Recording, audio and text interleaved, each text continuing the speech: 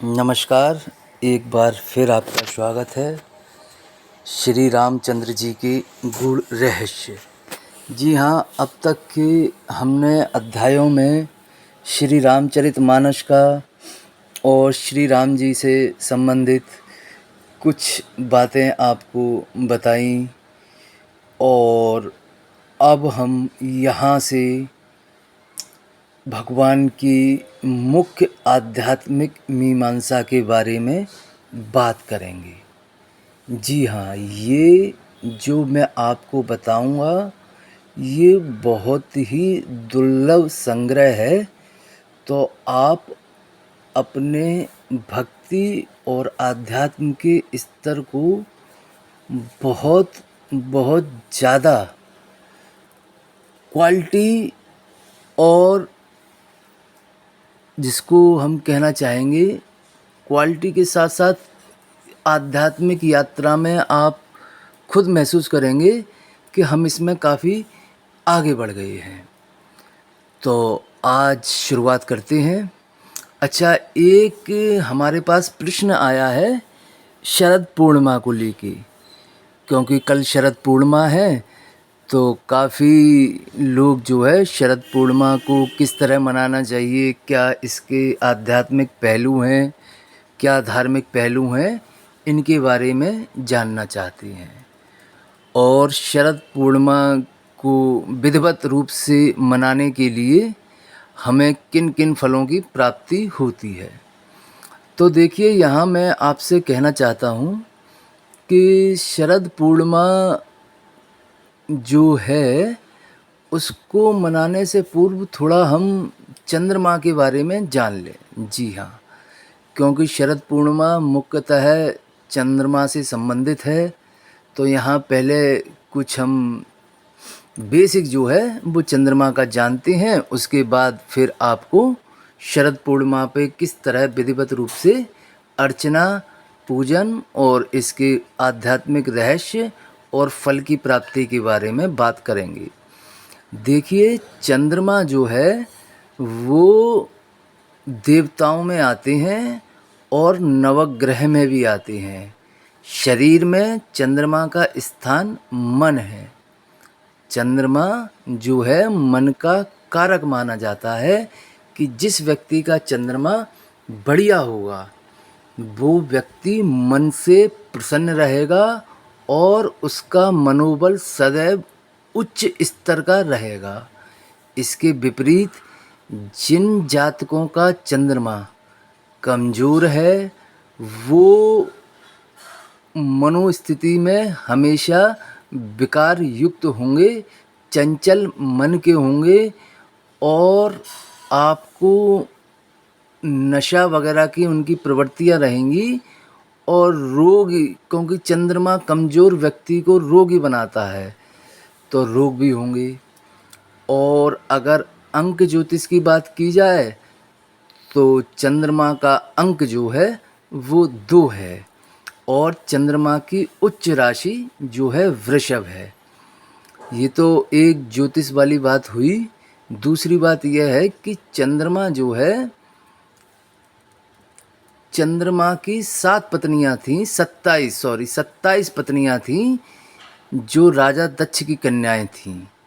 ये 27 कन्या जो है 27 नक्षत्र माने जाते हैं जिनमें चंद्रमा ज़्यादातर रहते हैं क्रमशः। लेकिन चंद्रमा जो है ज़्यादातर रोहिणी नक्षत्र में उच्च के हो जाती हैं। एक कथा के अनुसार प्रजापति दक्ष की जो कन्याएं थीं उनमें सबसे ज़्यादा प्रेम चंद्रमा रोहिणी को करते थे।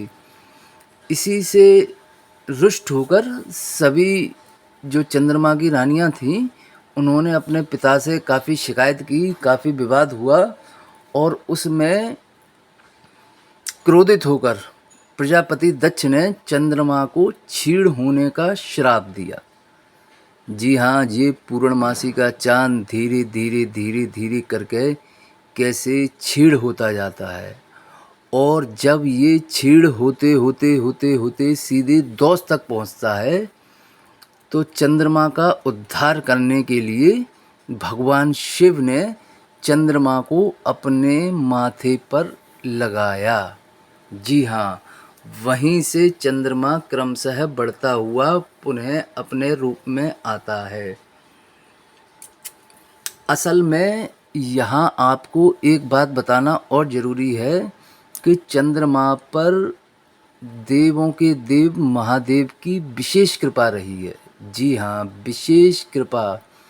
आज जो चंद्रमा नवग्रहों में भी शामिल है, देवताओं की श्रेणी में भी शामिल है, तो इसका मुख्य कारण जो है भगवान शिव है।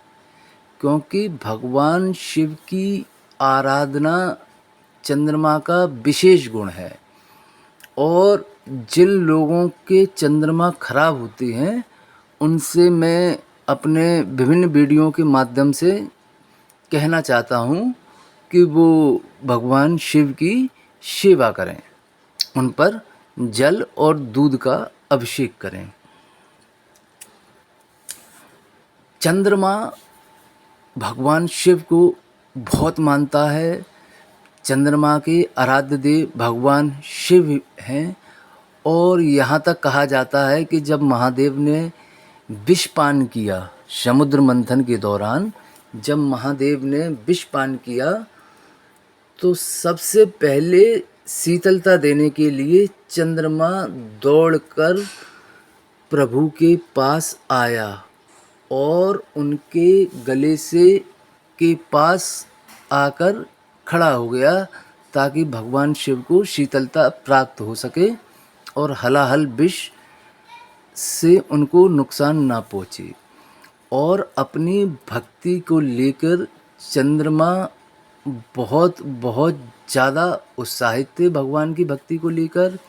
और यही वजह रही कि हमेशा से चंद्रमा पर भगवान शिव की बहुत बहुत बड़ी कृपा रही है। दूसरी बात जो मैं आपसे कहना चाहता हूँ कि देखिए, हर व्यक्ति की कुंडली में चंद्रमा का मजबूत होना भी परम आवश्यक है। क्योंकि चंद्रमा मन का कारक है। जिसका मन प्रफुल्लित होगा, जिसका मनोबल ऊंचा होगा, वो आदमी सबसे ज़्यादा बेहतरीन होगा। जी हाँ, आदमी बाद में चलता है, पहले उसकी मनोदशा चलती है।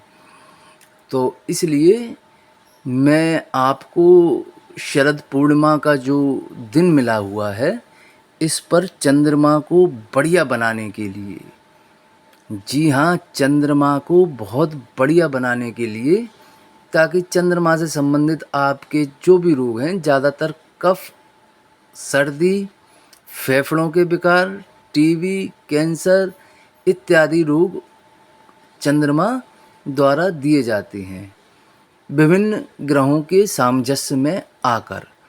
इसके अलावा चंद्रमा विभिन्न प्रकार के अवसाद और मनोरोग भी देता है। और बढ़िया ग्रहों की युति में गजकेसरी और गजराज योग बनाता है, जैसे गुरु के साथ में बैठे हैं। तो ये ग्रहों की स्थिति पर निर्भर है।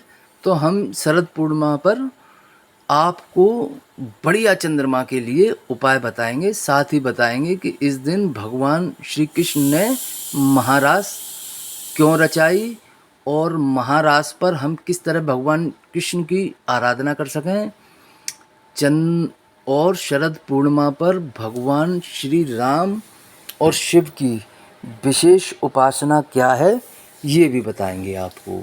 और चंद्रमा जनित जिन रोगों से आप ग्रस्त हो, उसके भी आपको बहुत ज़्यादा बेहतरीन उपाय भी बताएंगे। तो आप इन सारी चीज़ों के लिए तैयार रहिए। शरद पूर्णिमा को सुबह 10 बजे के बाद हम इस पर एक विशेष सत्र चलाएंगे, जिसमें आपको इन सारी चीज़ों का वर्णन देंगे, जिसमें चंद्रमा के सारे दोष कैसे दूर किए जाएं, महारास में भगवान श्री कृष्ण का किस तरीके से पूजन अर्चन किया जाए, शरद पूर्णिमा पर भगवान राम और शिव की क्या पूजा विधान है। तो ये सारी चीज़ें हम आपको शरद पूर्णिमा को शुभ है बताएंगे। इसके साथ ही ये अध्याय समाप्त कर रहे हैं। धन्यवाद।